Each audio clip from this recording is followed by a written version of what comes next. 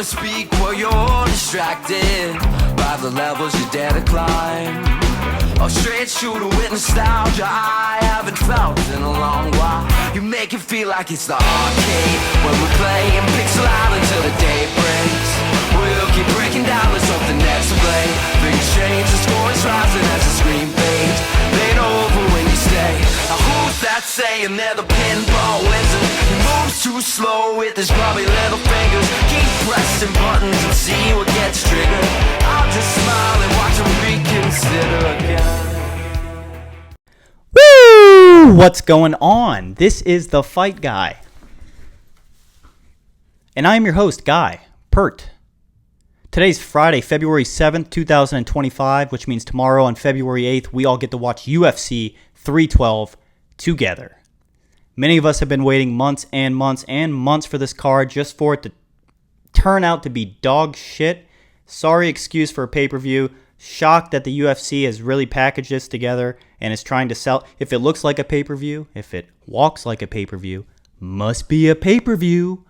Apologies to the entire country of Australia. We had to do it, but we really didn't have to do this. It's a shit card.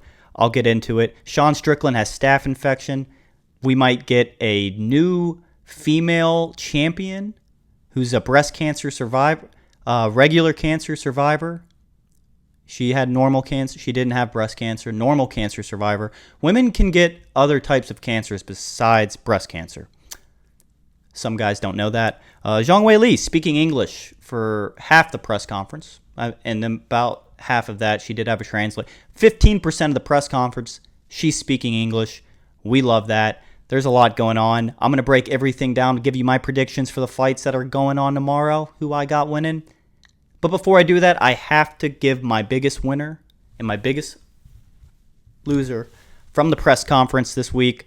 I also added an honorable mention. There were only 4 people at the press conference, which pissed me off. Nonetheless, let's get into it. Sean Strickland.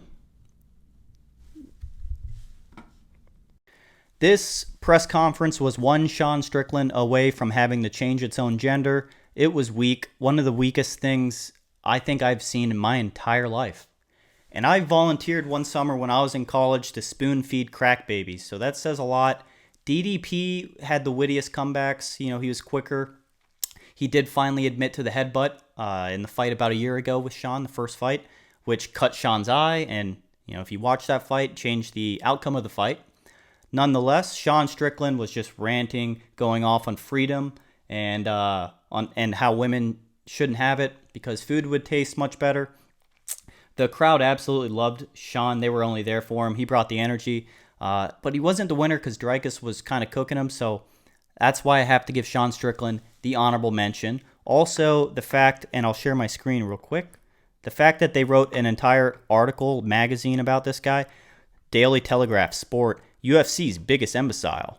In Sydney yesterday, UFC fighter Sean Strickland said, Aussies are English white trash. That's a compliment. Called our gun laws pathetic. What are you going to do about it? Not shoot them.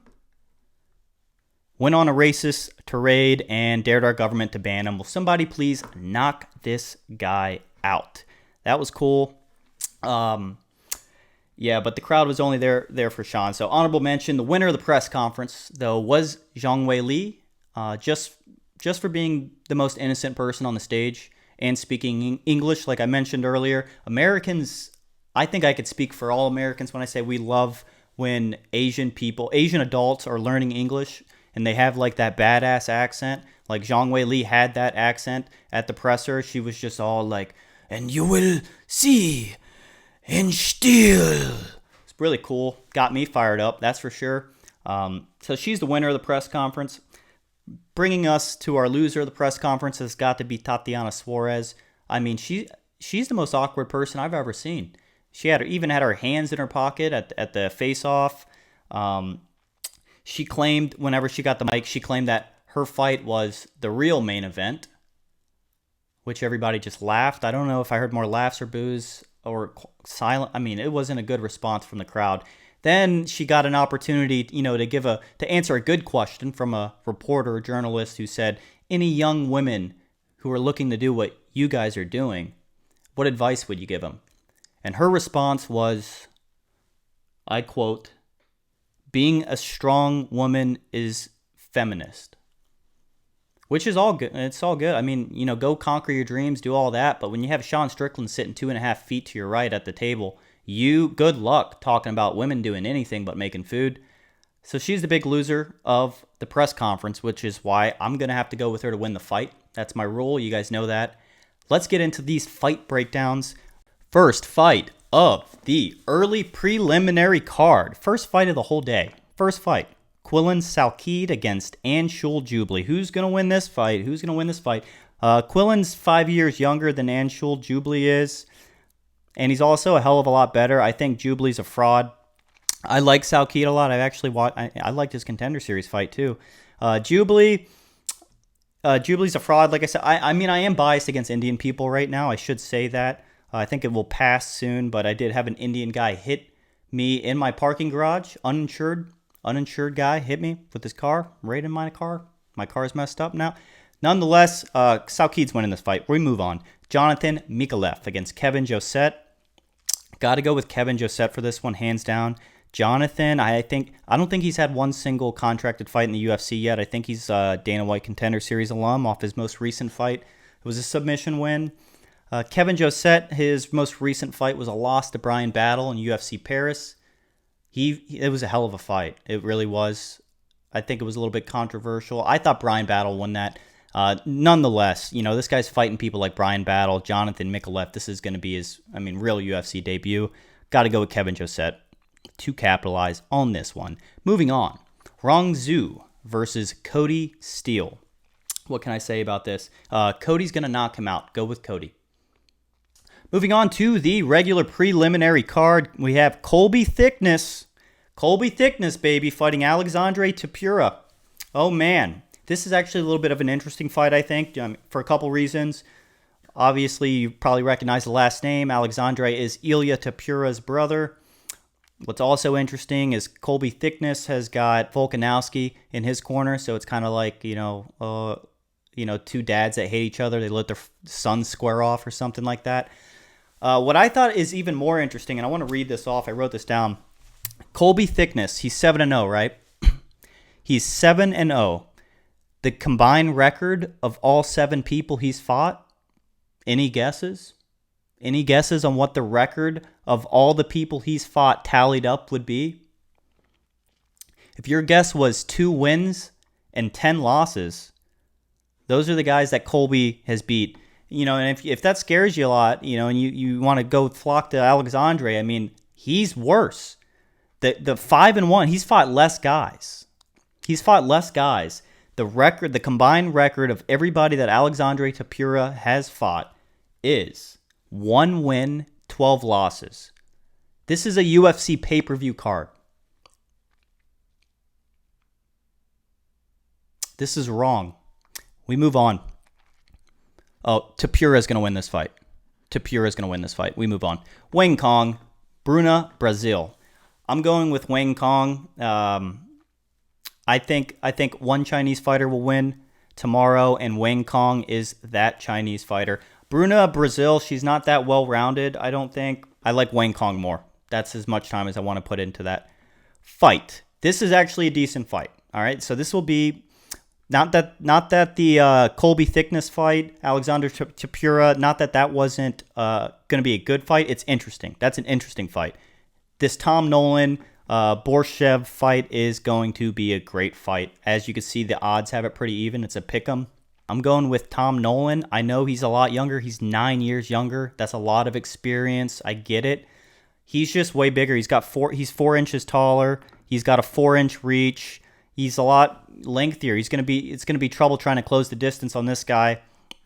Plus Borshev, Chase Hooper was piecing him up in the boxing. I don't know. I think another Chase Hooper body type guy, with decent boxing can get him out of there. So I'll go with Tom Nolan. I'll even take decision. Tom Nolan via decision. Last fight on the preliminary card, Jack Jenkins against Gabriel Santos. This is going to be an amazing fight. Jack Jenkins, I got Jack Jenkins winning this fight. Santos debuted against Lerone Murphy, who's a hell of a striker. He's really well-rounded everywhere. He did pretty good. He lost a unanimous decision against him. So he's a stud. You know, that 11-2 record, you know, with one loss being to a guy like that. Jack Jenkins is a guy like that, though. Jack Jenkins is going to beat him. I think he hits really hard, just like Lerone Murphy does. And yeah, I think that's going to be enough to get Santos out of there. It's going to be a good fight. I think the odds should be a little bit more even than it is, but we'll see how Jack Jenkins' grappling defense holds up. And I think if he could stuff the takedowns, he'll outstrike Gabriel Santos on the feet. So I'm going to go with Jack Jenkins. Moving on to the main card, finally. Jake Matthews against Francisco Prado. Who do I got? I'm going to go with Jake Matthews on this one. He's way more experienced. I think Francisco's only had 2 fights in the UFC. Jake Matthews has been in the UFC for a while. Prado, you know, he only has 2 decision losses, so he's never been knocked out or submitted. He's faced heavy adversity in both those losses, but both of them unanimous decision losses. I think Jake Matthews is going to be another one of those losses for him. I don't think he's going to get him out of there. You know, I think Francisco is just unexperienced, but he's a dog. You know, so I think he'll make it to the distance. But I think Jake Matthews is going to outstrike him. We'll see. It'll be a fun one to watch. And we're moving on to Jimmy Crute versus Rodolfo Bellato. Who do I have to win this fight? 100% Rodolfo's going to win this fight. Few different reasons. I mean, Rodolfo, he looked amazing his last 2 performances, even in his Dana White Contender Series fight. Jimmy hasn't fought in a year and a half. He's one of his last 5, and he's fighting in his hometown to come back off of that long time off. Jimmy, I think he's spiraling out of control right now. Rodolfo's in the opposite direction. He's spiraling uphill. I like Rodolfo to win this fight.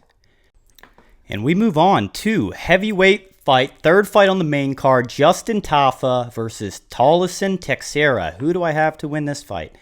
I got to go with Tafa boy, our boy Tafa. I love Justin Tafa.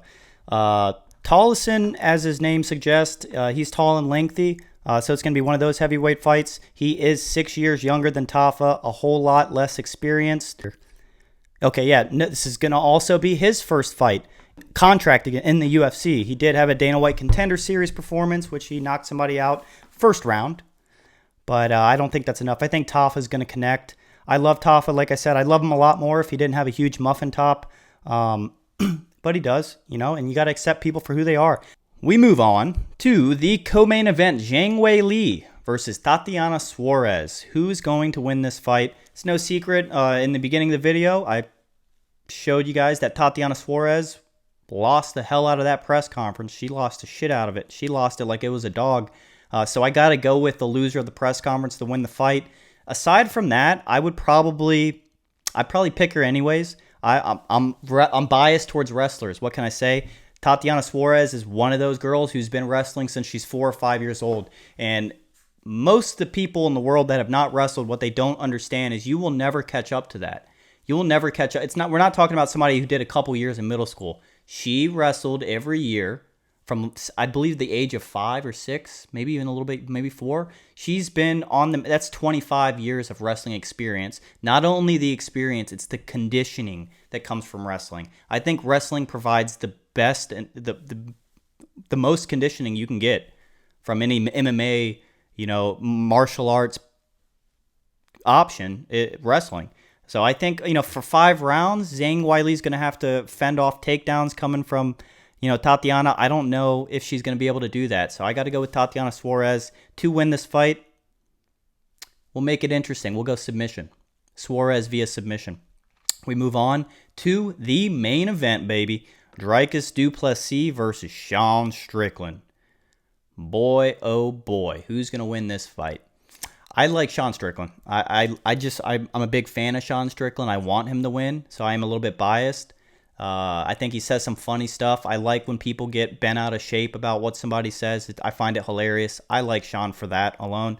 I understand he's hated by some people, but you know, everybody gets their opinions. the staph infection. As I mentioned in the beginning of the video, Sean Strickland does have a gnarly staph infection on his left shoulder, a little bit, left arm. I had staph a few times. I can say 100% it definitely affects your conditioning. It definitely, affects your ability. Obviously you can't get in and train, at the gym when you have staph. Especially Sean's looked gnarly. But I did go through his, Instagram. I saw, it looked like he had the staph shortly after New Year's. Maybe he got it, right before New Year's. January 10th, you can see, I saw a photo of it. So, typically it doesn't last more, 4 weeks-ish. So I think it's on the end of its life cycle, but still, you could spread it. I know he's on antibiotics as well. So, that can affect the conditioning. Sean played it off pretty good in his press conference. I don't think that the staff's going to be that big of a deal. He made the weight, and everything. I think he should be all right. I got Sean to win. I think he'll be a lot better. He'll be more calibrated. He just went through a 5-round war with Paulo Costa. I think that helped him really fine-tune some things on his feet, especially at the end of that fight. He was throwing the kitchen sink at him. Dricus du Plessis, he had a great submission against Israel Adesanya as his first defense. He even looked like he was outstriking Izzy at moments. Izzy did land a couple hard shots. Nonetheless, he was able to successfully take Izzy down, control him, get to the back, and submit him. So Dricus du Plessis is no joke when it comes to the grappling. He'll really get down to business. But the only question I have for this fight, is Sean able to stuff the takedowns? And if not, does Dricus hold him there? If Dricus is able to hold him there, do what he did last time just for a couple minutes, if this goes to decision, Dricus could take it. But I think Sean lands even more strikes this go around than the last time that they fought. I think that the fact that they've fought once before benefits Sean more than it benefits Dricus. But we'll see. I got Sean Strickland winning this fight. It's gonna be a great fight. I'm not gonna say it's gonna be the entire card's gonna be great. I just kind of went through the card with you, and it's embarrassing. It is what it is, and I had to break it down, but it's broken down and it's done. And UFC 312's tomorrow. Thank you so much for watching The Fight Guy. I will see you on Sunday.